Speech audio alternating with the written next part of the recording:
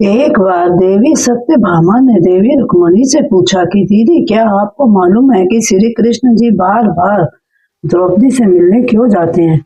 कोई अपनी बहन के घर बार बार मिलने थोड़े न जाता है। मुझे तो लगता है कि कुछ गड़बड़ है। ऐसा क्या है जो बार बार द्रौपदी के घर जाते हैं? तो देवी रुक्मणी ने कहा, बेकार की बातें मत करो। यह बहन भाई का पवित्र संबंध है।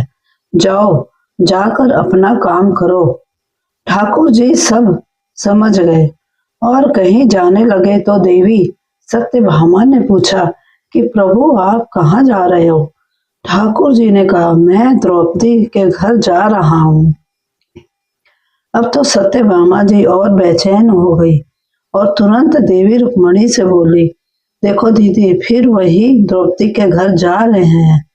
कृष्ण जी ने कहा, क्या तुम भी हमारे साथ चलोगी? तो सत्यभामा जी फौरन तैयार हो गई और देवी रुक्मणी से बोली कि दीदी, आप भी मेरे साथ चलो और द्रौपदी को ऐसा मजा चखा के आएंगे कि वो जीवन भर याद रखेगी।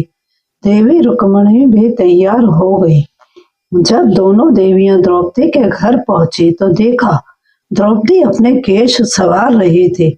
जब द्रौपदी केश संवार रही थी तो भगवान श्री कृष्ण ने पूछा, द्रौपदी क्या कर रही हो? तो द्रौपदी बोली, भैया केश संवार के अभी आई। तो भगवान बोले, तुम काहे को केश संवार रही हो?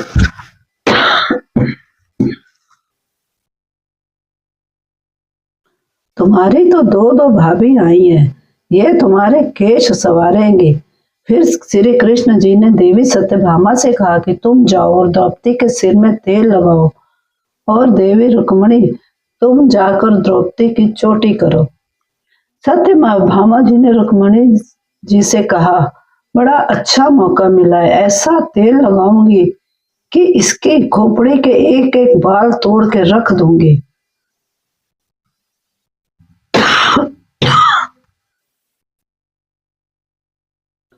जैसे ही द्रौपदी के सिर में तेल लगाना शुरू किया और एक बाल तोड़ा तो बाल तोड़ते ही आवाज आई, हे कृष्ण। फिर दूसरा बाल तोड़ा, फिर आवाज आई, हे कृष्ण। फिर तीसरा बाल तोड़ा तो फिर आवाज आई, हे कृष्ण। सत्यभामा जी को समझ नहीं आया और देवी रुक्मणी से पूछा, दीदी, आखिर ऐसी क्या बात है? द्रौपदी के मस्तक से जो भी बाल तोड़ती हूँ, कृष्ण का नाम क्यों निकल कर आता है? रुक्मणी जी बोली, मैं तो नहीं जानती। पीछे से भगवान बोले, देवी सत्यभामा, तुम देवी रुक्मणी से पूछ रही थी कि मैं दौड़ दौड़ कर इस द्रौपदी के घर क्यों आता हूँ, क्योंकि पूरे भूमंडल पर, पूरी पृथ्वी पर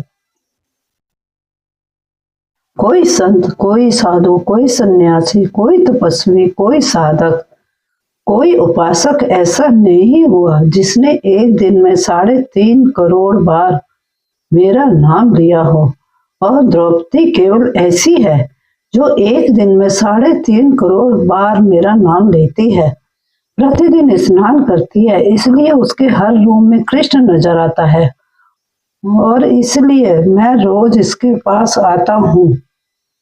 इसे कहते हैं स्नान, जो देवी द्रौपदी प्रतिदिन किया करती थी। हम जो रोज साबुन, शैम्पू और तेल लगाकर अपने तन को स्वच्छ कर लिया, इसको केवल नहाना कहा गया है। स्नान का मतलब है हमारे शरीर में 3.5 करोड़ रोम छिद्र है। जब नारायण से पूछा गया, ये 3.5 करोड़ रोम छिद्र कर्मों के दिए गए हैं, तो नारायण ने कहा, जब मनुष्य 3.5 करोड़ बार भगवान का नाम लेता है तब जीवन में एक बार उसका स्नान हो पाता है। इसको कहते हैं स्नान। श्री कृष्ण का नाम तब तक जपते रहिए जब तक 3.5 करोड़ बार भगवान का नाम ना जाप लें। जय जय श्री राधे राधे कृष्णा जी।